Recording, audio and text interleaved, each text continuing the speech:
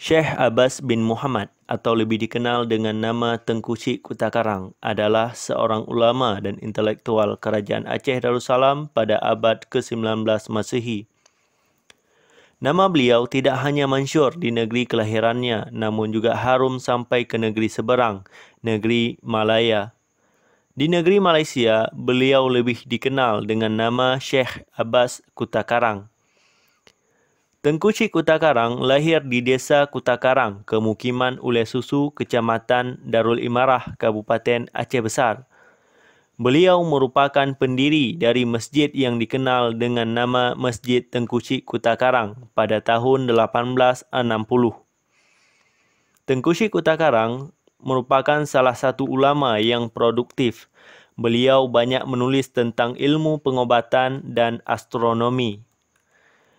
Pada masa pemerintahan Sultan Alauddin Mansur Shah, beliau memangku jabatan sebagai Qadhi Malikul Adil di Kerajaan Aceh Darussalam. Ketika Perang Aceh berkecamuk, beliau bersama Tengku Syek Tanoh Abe dan ulama lainnya menjadi penasihat tokoh perlawanan Tengku Syek Ditiro bin Muhammad Saman. Keahliannya di bidang ilmu falak sangat membantu pemetaan medan perang untuk mengatur strategi perang. Tengku Syek Kutakarang pernah menempuh pendidikan ke Tanah Suci Mekah. Di Mekah, beliau bersahabat dengan beberapa ulama seperti Syekh Zainuddin Al-Ashi, Syekh Ismail Al-Minangkabawi, Syekh Ahmad Khatib As-Sambasi, dan ulama lainnya yang berasal dari Nusantara. Ada beberapa ulama besar yang pernah menjadi guru Tengku Syek Kutakarang, seperti Syekh Daud bin Abdullah Al-Fatani, Syekh Abdus Samad Al-Palimbangi, Said Ahmad Al-Marzuki Al-Maliki, Syekh Usman Ad-Dimyati, Syekh Muhammad Said Qudsi, dan beberapa ulama besar lainnya. Sayangnya, tidak banyak informasi tentang bagaimana aktivitas Tengku Syek Kutakarang di Mekah ketika menempuh pendidikan di sana. Namun, Tengku Syek Kutakarang banyak menulis kitab sepulangannya dari Tanah Suci. Beliau membawa pemikiran baru bagi perkembangan ilmu pengetahuan yang pernah dipelajarinya di Mekah. Tengku Syek Kutakarang merupakan ulama yang produktif. Semasa hidupnya, sangat banyak karya yang ditulisnya. Berikut beberapa karya Tengku Syek Kutakarang. Kunuk Liman Ta'atuf, Kitab Sirah Az-Zulam fi Ma'rifat Sa'adi wa An-Nahas yang berisikan tentang ilmu falak dan perbintangan. Taj Al-Muluk yang berisikan tentang astronomi dan pertanian. Kitabur Rahmah yang berisikan tentang ilmu kedokteran dan pengobatan. Mu'izzatul Ikhwan atau berita kepada sahabat. Karya ini merupakan prosa dengan tulisan Melayu berbahasa Aceh. Tazkirat Ar-Rakidin oleh Fanfir disebut sebagai karangan yang hebat.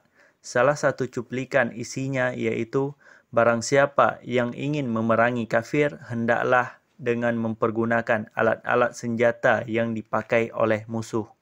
Tengku Syek Kutakarang juga aktif mengarang hikayat yang membangkitkan semangat perang Aceh. Hikayat atau syair pengobar semangat jihad fisabilillah pada saat itu menjadi hiburan populer bagi anak muda di Aceh. Hikayat ini dilantunkan di menasah-menasah pada malam hari. Tengku Syek Kutakarang mengatakan, segala bentuk perbuatan yang memberi manfaat kepada kafir, hukumnya orang itu menjadi kafir.